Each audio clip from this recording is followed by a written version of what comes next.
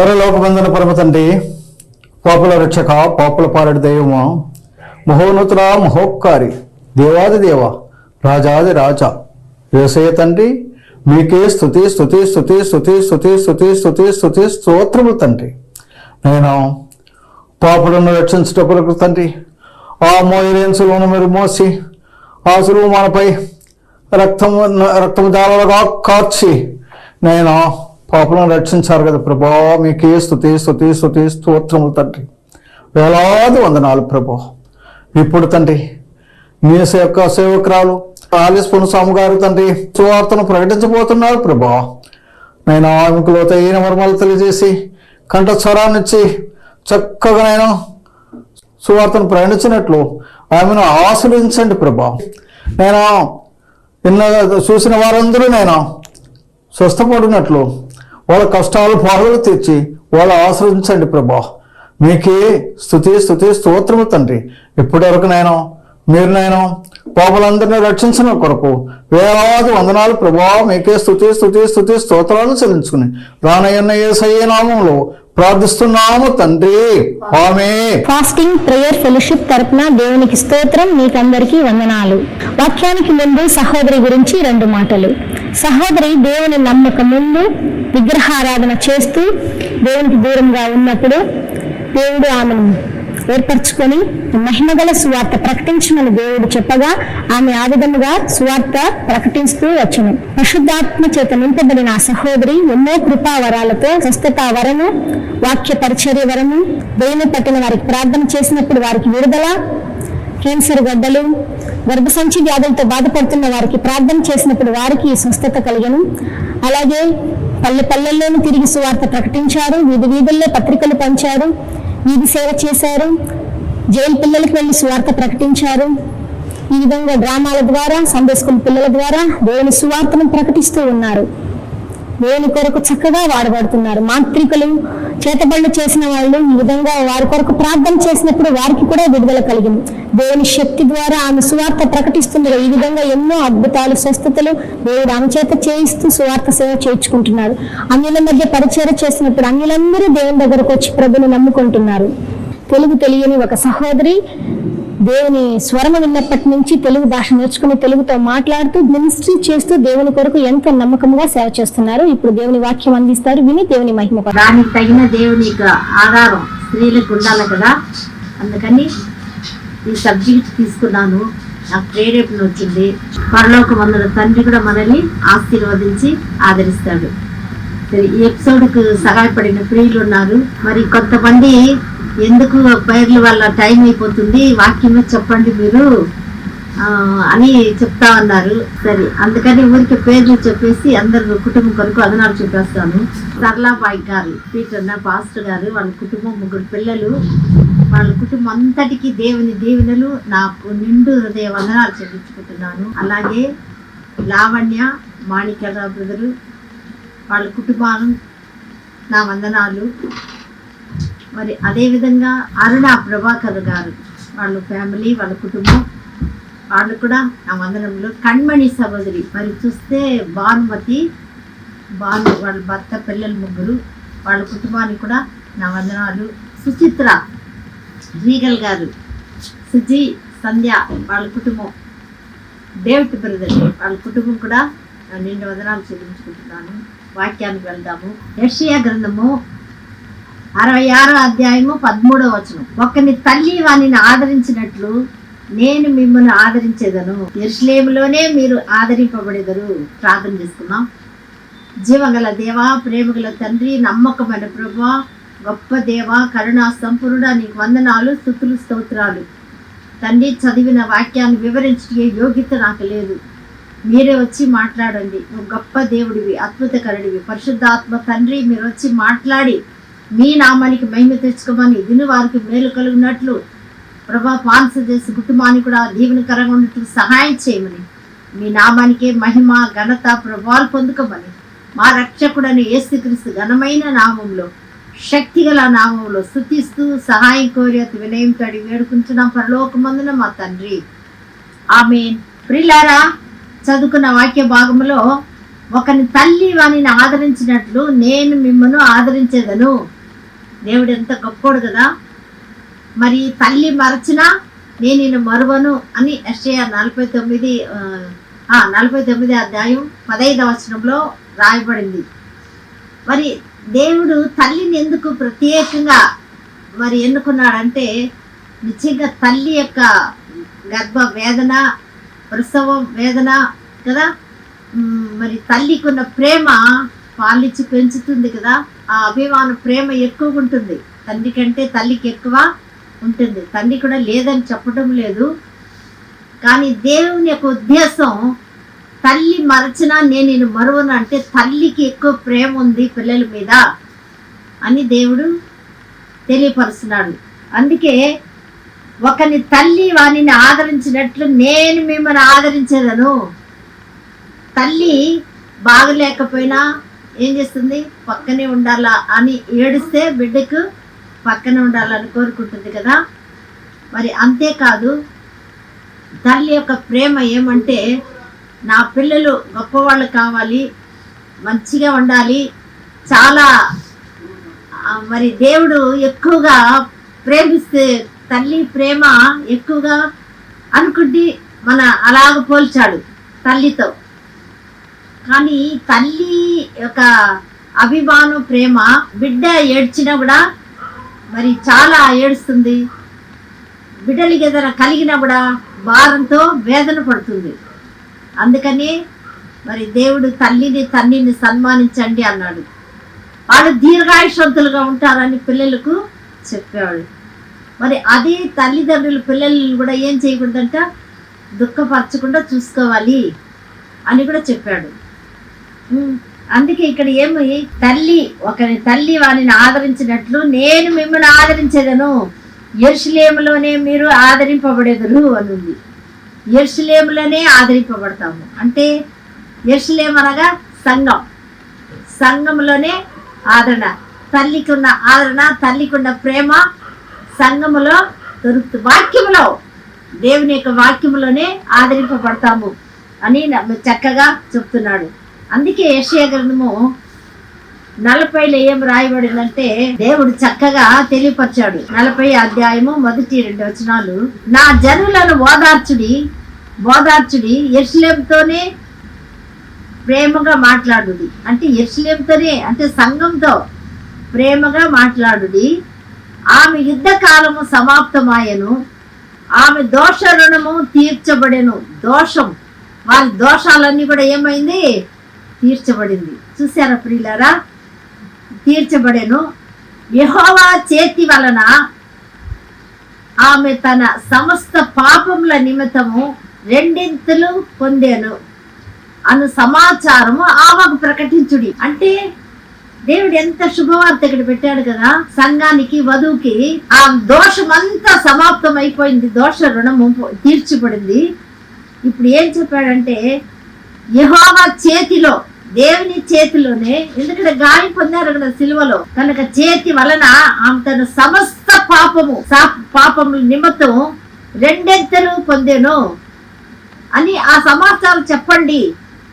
ఆమె యుద్ధకాలం సమాప్తమైనది అని కూడా దేవుడు తెలియపరుస్తున్నాడు ప్రియులారా. అందుకే తల్లిలాగా ఆదరించే దేవుడు ఉన్నాడు.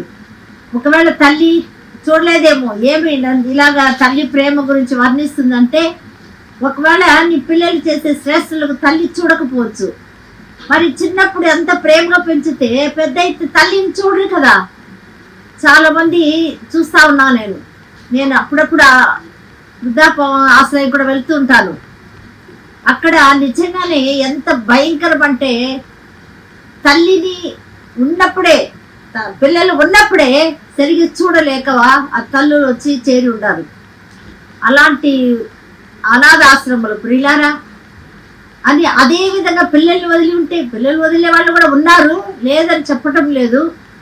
కానీ తల్లి యొక్క ప్రేమ మనం ఇక్కడ చూస్తున్నాము. అయితే దేవుడు మనల్ని ఏం చేశాడు, సమస్త పాపముల నిమిత్తము 2 పొందెను.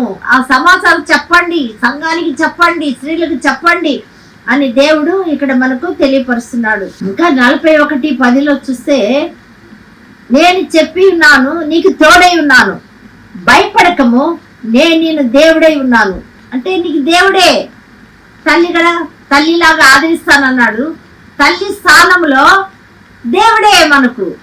కొంతమంది తల్లి లేని పిల్లలు కూడా ఉన్నారు కదా, కానీ వారికి దేవుడే తల్లిగా ఆదరిస్తాడు. వాళ్ళకే కాదు, ఎవరైతే కన్నీరు పెట్టి దుఃఖపడి తండ్రి లేకుండా ఎలాంటి స్థితిలో ఉన్నా కూడా దేవుడే తల్లిగా తండ్రిగా ఉండి ఆదరించి ఓదార్స్తాడు. ప్రియులారా, దిగులు పడకము, నేను నిన్ను బలపరుస్తాను, నీకు సహాయం చేయవాడిని కూడా నేనే. ఆమేన్. దేవునికి స్తోత్రం. అవును ప్రియులారా, సహాయపడేది కూడా దేవుడే. దిగులు పడొద్దు అని మాట చేత పలికి దిగులు లేకుండా చేసే శక్తివంతుడు, ప్రేమా స్వరూపుడు, సమర్థుడు ఆయన. అలా ఉంది. నీతి అను నా దక్షిణ హస్తముతో నిన్ను ఆదుకొందును. ఆదుకొని ఆదరించే దేవుడుగా మనం ఇక్కడ చూస్తున్నాం. ఆదుకొని ఆదరించే దేవుడు ప్రియులారా. కనుక ఎంత చక్కగా చూడండి, నేను దిగులు పడద్దు, భయపడద్దు, నేనే సహాయం చేస్తాను, నేనే ఆదుకుంటాను. అది ఎలాగా? నా దక్షిణ హస్తముతో నిన్ను ఆదుకుంటాను. నేను ఆదుకునే దేవుడు, ఆదరించే దేవుడు, ఓదార్చే దేవుడు. ఓదార్చుడి ఓదార్చుడి అని దేవుడు చక్కగా మనకు తెలియపరుస్తున్నాడు ఇక్కడ. మరి ఇంకా చక్క 12 అధ్యాయంలో మనం చూసినట్లయితే అక్కడ కూడా చక్కగా రాయబడింది. 12 మొదటి వచనంలో, నిన్ను స్తుతిస్తున్నాను, నీవు నన్ను ఆదరించి ఉన్నావు. ఇదిగో నా రక్షణకు కారణం భూతుడగు దేవుడు, నేను భయపడక ఆయననే నమ్ముకొనుచున్నాను. చూసారా? అవును ప్రియులారా, రక్షణ కర్త కారణభూతుడు. ఆయనకి ఏం చేస్తా ఉన్నారమ్మా? స్తుతిస్తున్నాను, నీవు నన్ను ఆదరిస్తావు. స్తుతిస్తే ఆదరించాడు, నమ్ముకుంటే ఆదరిస్తాడు, ఓదారుస్తాడు. మన పాపాలన్నీ కూడా ఆయన మీద వేసుకున్నాడు కదా. దోష రుణము తీర్చబడింది అని కూడా ఇక్కడ రాయబడింది. అవును ప్రియులారా, అలాంటి చక్కగా దేవుడు ఇక్కడ తెలియజేస్తున్నాడు. యెహోవాయే నాకు బలము, ఆయనే నా కీర్తనకు ఆస్పదం, ఆయన నా రక్షణ ఆధారం దేవుడు. చూసారా? రక్షణకు ఆధారం ఎవరంటే దేవుడే. తల్లికి బదులు తండ్రి దేవుడే మనకు అంత ఆధారంగా ఉంటాడు ప్రియులారా ఇక్కడ. మరి అలా మనం చూస్తున్నాం. మరి కీర్తన గ్రంథంలో కూడా కొన్ని మాటలు మనం చూస్తాము. 18:35 వచనంలో కీర్తన గ్రంథము 18 అధ్యాయంలో 35, నీ కుడి చెయ్యి నన్ను ఆదుకొనను. అబ్బా, రక్షణకు ఆధారమగు దేవుడే కదా. మరి ఆ రక్షణకు ఆధారమగు దేవుడే ఇక్కడ ఏం చేస్తాడు? నీ కుడి చెయ్యి నన్ను ఆదుకొనును అని దావీదు సెలవిస్తున్నాడు. దావీదే ప్రియులారా, శత్రువుల నుంచి విడిపించి ఆదుకునే దేవుడు. అందుకే చక్కగా చెప్తున్నాడు, రక్షణకు కేడమును నీవే నాకు అందించుచున్నావు, నీ కుడి చెయ్యి నన్ను ఆదుకొనేను అని చక్కగా తెలియపరుస్తున్నాడు. మరి 20 అధ్యాయంలో 20లో 1-2 వచనాలు, ఆపత్కాలమందు యెహోవా ఉత్తరమిచ్చునుగాక, యాకోబు దేవుని నామము నిన్ను ఉద్ధరించునుగాక. ఆపత్కాలంలో యెహోవా ఉత్తరమిస్తాడు ప్రియులారా. మనకు ఆపత్తులో అయ్యా యేసయ్యా అంటే చాలు కదా. కష్టాల్లో బాధల్లో ఉన్నప్పుడు ఆపత్కాలంలో మనం ఆయన ఉత్తరమిస్తాడు. పరిశుద్ధ స్థలంలో నుండి ఆయన నీకు సహాయం చేయును. పరిశుద్ధ స్థలంలో దేవుడు పరిశుద్ధుడు కదా, పరిశుద్ధుని యొద్ద నుండి సహాయం వస్తుంది. సియోనులో నుండి నిన్ను ఆదుకొనును. చూసారా? దేవుని సన్నిధిలోనే ఆదరణ, దేవుని దగ్గరే ఆదరణ దొరుకును. మరి ఆదరించే దేవుడు, ఓదార్చే దేవుడు ప్రియులారా మనకు. అలాంటి గొప్ప దేవుడు మనం చూస్తున్నాము. మరి 41 దాకా మనం చదువుకున్నాం కదా. కీర్తన 41లో చూస్తాము, 3వ అధ్యాయం 41:3. ఒక్కొక్క వచనాలు మనం ధ్యానిస్తుంటే చాలా ఆనందంగా, ఆదరణగా, ఓదార్పుగా ఉంటుంది ప్రియులారా మనకు. చూడండి, శరీర వ్యాధితో ఉన్నప్పుడు కూడా దేవుడు ఏం చేస్తాడు? రోగ శయ్యం మీద యెహోవా వారిని ఆదరించును. రోగము కలుగగా నీవే వాణ్ణి స్వస్థపరచదువు. దేవుడు స్వస్థపరిచే దేవుడు. రోగం అన్నప్పుడు కొంతమంది దగ్గరికి రారు. ఎవరైనా ఉంటే బాగుండు అనిపిస్తుంది కదా, అయ్యో మనకి ఏదైనా అందిస్తే బాగుండు.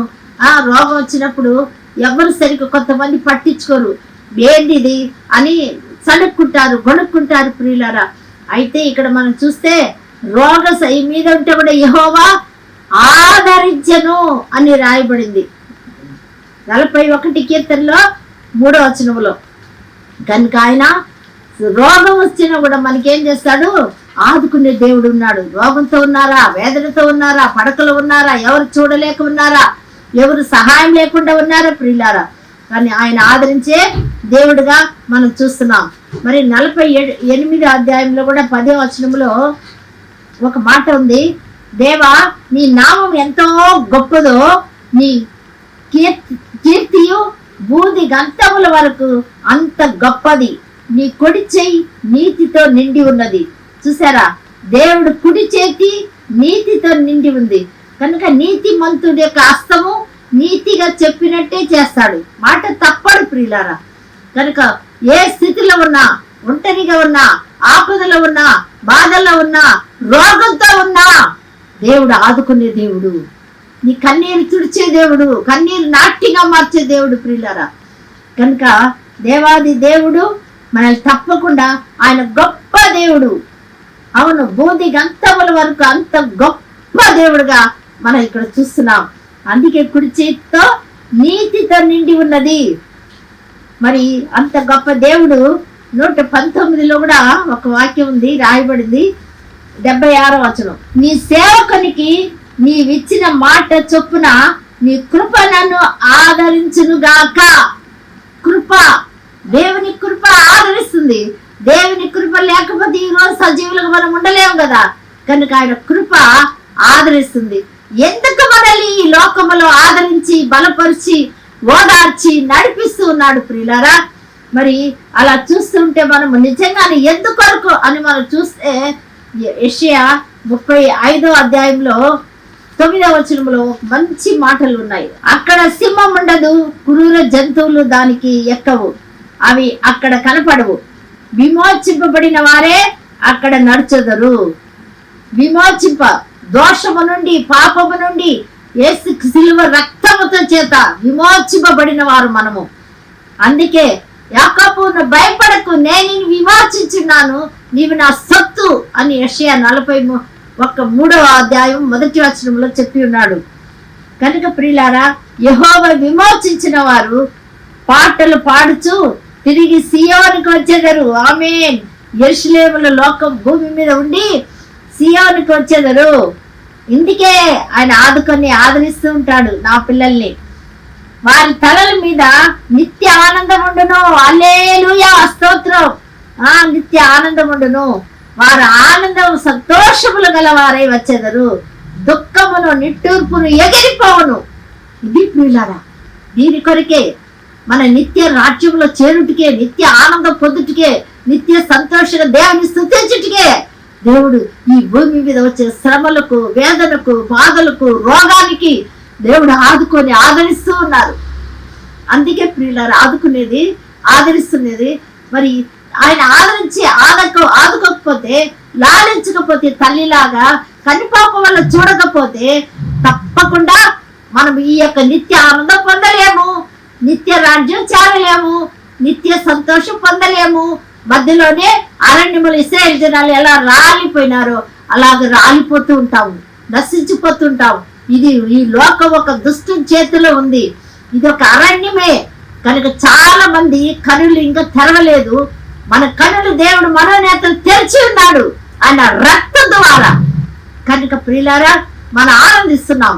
మనడానికి భయపడము, కానీ వారు భయపడదురు. మనం భయపడము, లోక ఆచారకు భయపడము. వారు విశ్వాసం ఉంచిన వారు భయపడతారు, మనం భయపడము. కనుక ప్రియులారా, అందుకొరకే దేవాది దేవుడు మనల్ని విమోచించి ఉన్నాడు. ఆనంద పాటలతో కీర్తిస్తూ ఆయన సన్నిధికి రావడానికి, ఆయన నడిపించడానికే ఓదార్చి ఆదరించి చెప్పండి, యెరూషలేములో చెప్పండి, ఆ యుద్ధకాలం సమాప్తమైనది అని చెప్పండి అని తెలియపరుస్తున్నాడు, ప్రకటించమన్నాడు ఈ శుభవార్తను. అవును ప్రియులారా, ఎటువంటి ఘోర పాపులైనా ఆయన క్షమించుటకు సమర్థుడు, శక్తివంతుడు, పవిత్రుడు, విమోచకుడు, ప్రేమ స్వరూపుడు, పునరుద్ధారుడు. కనుక ప్రియులారా, ఆయన ఎటువంటి వారైనా సరే, కొంతమంది అడుగుతున్నారు, నేను నమ్మాను, మళ్ళీ పాపం చేస్తూనే ఉన్నాను, ఏం చేస్తున్నాను, క్షమిస్తాడా అన్నాడు. ఇప్పుడైనా తెలుసుకున్నావు, తిరిగి రా అంటున్నాడు ప్రభు. నువ్వు ఎలాంటి వాళ్ళైనా సరే, ఎటువంటి మార్గంలో ఉన్నా సరే, తెలిసి చేసినా కూడా మనసు మనసు పొందండి అని ప్రకటన 2వ అధ్యాయంలో రాయబడింది. లేకపోతే దీపస్తంభం తీసేస్తాను, ఆత్మ దేవుడిచ్చిన ఆత్మ నిత్య జీవాన్ని తీసుకుంటానని చెప్తున్నాడు ప్రియులారా. కనుక మరణ వరకు నమ్మకంగా ఉండాలి, స్థిరంగా ఉండాలి, విశ్వాసం కలిగి ఉండాలి, పరిశుద్ధంగా జీవించాలి. ఇతరులకు క్రీస్తు ప్రేమను మనం కూడా చూపించాలంటే ఆదుకోవాలి, ఆదరించాలి. కొంతమంది అడుగుతుంటారు, ఏమని, అన్యులు చనిపోయినారు, బంధువులు వెళ్ళొచ్చా? వెళ్ళండి, అక్కడే ప్రార్థించండి. ఎందుకంటే వాళ్ళకి ఆదరణ ఇవ్వాలి కదా, అప్పుడే మన మాటలు వింటారు, ఆదుకోవాలి.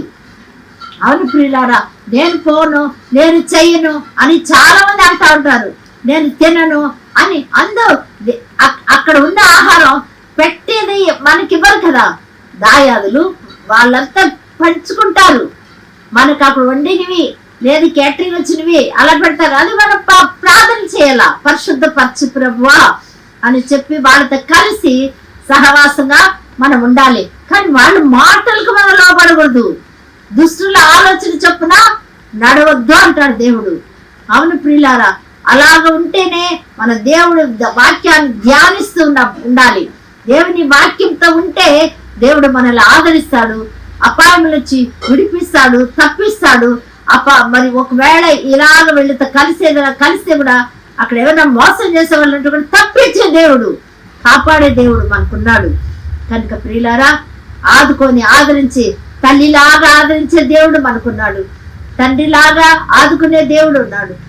తల్లిలా లాలించును, తండ్రిలా ప్రేమించును, ముదిమి వచ్చు వరకు ఎత్తుకొని ముద్దాడును, సంక పెట్టుకొని కాపాడును యేసయ్యా. తల్లిలా లాలించును, తండ్రిలా ప్రేమించును, తల్లి అయిన మరచునేమో నేను నిన్ను మరువను, చూడుము నా అరిచేతులలో నిన్ను చెక్కియున్నాను, నీ పాదము తొట్లినీయను, నిన్ను కాపాడు వాడు కునుకడు నిదురపోడు అని చెప్పి వాగ్దానము చేసిన యేసయ్యా.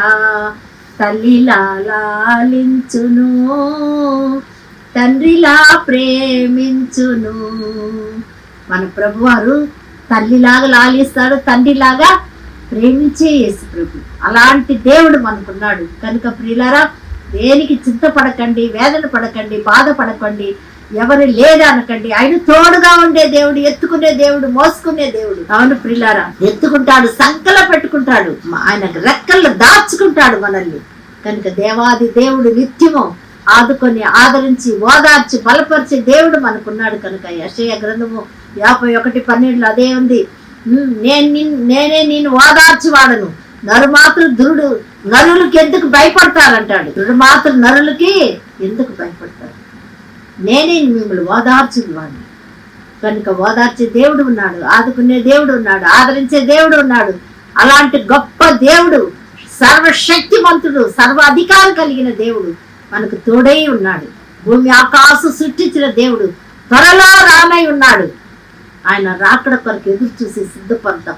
అవును ప్రియులారా, పరలోకానికి పరదేశకు వెళ్ళాలి కదా, మనము యుగాలు జీవిస్తారు. మనం రాకడకు వచ్చిన తర్వాత ఎత్తబడినాకనే భయంకరమైన శ్రమలు వస్తాయి. కానీ ఆ శ్రమలో దేవుడు మనల్ని ఉంచడు, తప్పకుండా ఆయన కాపాడుతున్నాడు, రెక్కల్లో దాచుకొని కాపాడుతున్నాడు. కనుక ఆ ప్రేమమూర్తి మన కొరకు ప్రాణం పెట్టి, మన కొరకు రక్తం కార్చి, మరణమును జయించి లేచి గాయం పొందిన హస్తముల స్వస్థత మనకి ఇవ్వడానికి ఆయన గాయం పొందుకున్నాడు. ఆ మహాశ్రమంలో వేదనలో మనల్ని ఆదుకునే దేవుడు, కాపాడే దేవుడు మనకున్నాడు కనుక ప్రియులారా, దేనికి దుఃఖపడకండి, చింతపడకండి. ఫిలిప్పు 4:6 ప్రకారం నీ చింత యావత్తు నా మీకు వేసి కృతజ్ఞతలతో చెల్లించుకుంటూ ప్రార్థన చేయండి అన్నాడు. అప్పుడు ఏం చేస్తాడు దేవుడు? దేవుడు ఏం చేస్తాడమ్మా? ఆయన కృపగల హస్తముల తలపులు సమాధానకర్త దేవుడు హృదయమునకు కాపులా ఉంటాడు. ఎంత గొప్ప ఆశీర్వాదం కదా! ఆయన తలపుకు హృదయాన్ని కాపులా ఉంటే భయమే లేదు. అలాంటి ప్రేమ గల దేవుడు, సర్వశక్తిమంతుడు, నిజ దేవుడు, సృష్టికర్త. ఈ వాక్యం మనం వాళ్ళందరినీ ఆశీర్వదించి స్థిరపరిచి కాపాడును గాక. ఆమేన్. మమ్మల్ని మిక్కిలిగా ప్రేమిస్తున్న పరలోకమందున మా తండ్రి, నీకు వందనములు, స్తుతులు, స్తోత్రాలు ప్రభువా.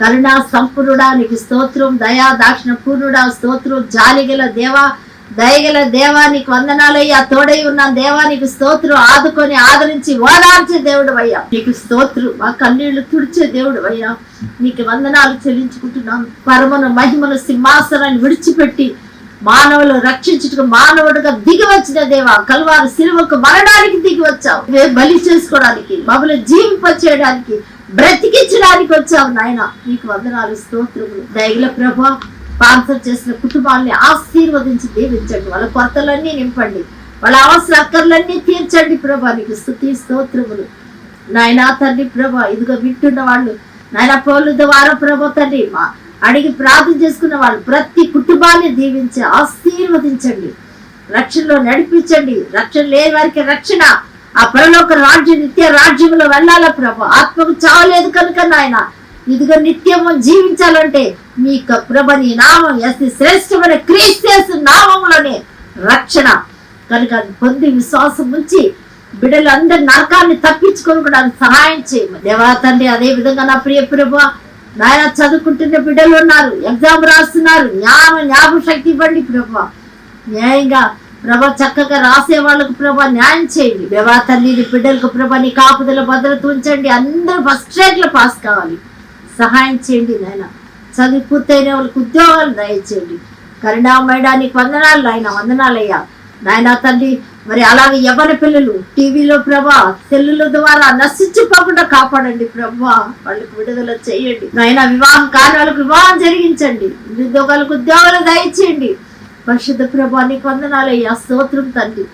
తల్లిదండ్రులు ఎంతో వేదన పడుతున్నారు పిల్లల కొరకు నా ప్రభా, మీరే సహాయం చేయండి. అలాగే ప్రభా వివాహం జరిగి నాయనా తండ్రి భార్య భర్తలు ఐక్యంగా ప్రేమగా ఉండేట్టుకు సహాయం చేయండి అయ్యా. నీ వాక్యానుసారం సహాయం చేయండి. గర్భఫలం కూడా దయచేయి ప్రభా, గర్భఫలం దయచేయండి. గొప్ప కార్యం చేయి నాయన ప్రభా. గర్భిణి సుఖప్రసవం దయచేయండి ప్రభా తండ్రి. ఇదిగో నాయన ప్రైవేట్ హాస్పిటల్ అయితే నాయనా తండ్రి ఏ విధంగా సరే సర్జరీ చేసేస్తాను, అలా కాకుండా న్యాయంగా చేయటకు సహాయం చేయండి ప్రభా. కృప చూపించండి ప్రభా. ఇదిగో తల్లి బిడ్డల్ని క్షేమంగా ఉంచండి, ఆశీర్వదించండి దేవా. నీకు వందనాలు, స్తోత్రం చెల్లించుకుంటున్నాను ప్రభా.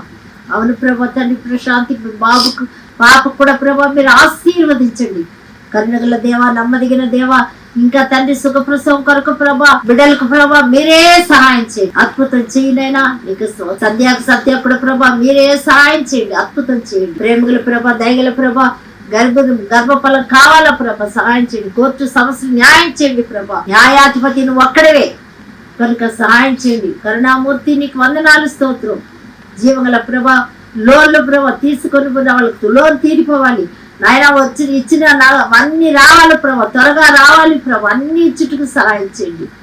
జీవగల ప్రభా షాపుల్ని క్లినికల్ని కూడా దీవించండి, ఆశీర్వదించండి. దూర దేశంలో ఉండే బిడ్డల్ని ఆశీర్వదించండి. వాళ్ళు కూడా ప్రభా ఎగ్జామ్ టైంలో ప్రభా ఆత్మీయ జీవితంలో సహాయం చేయండి నాయన. చక్కగా రాసి ప్రభా వెళ్ళవలసిన వారు ఈ సంవత్సరం వెళ్ళుటకు సహాయం చేయండి ప్రభా. నీకు స్తోత్రములు. కరుణామూర్తి నీకు వందనాలు చెల్లించుకుంటున్నాను.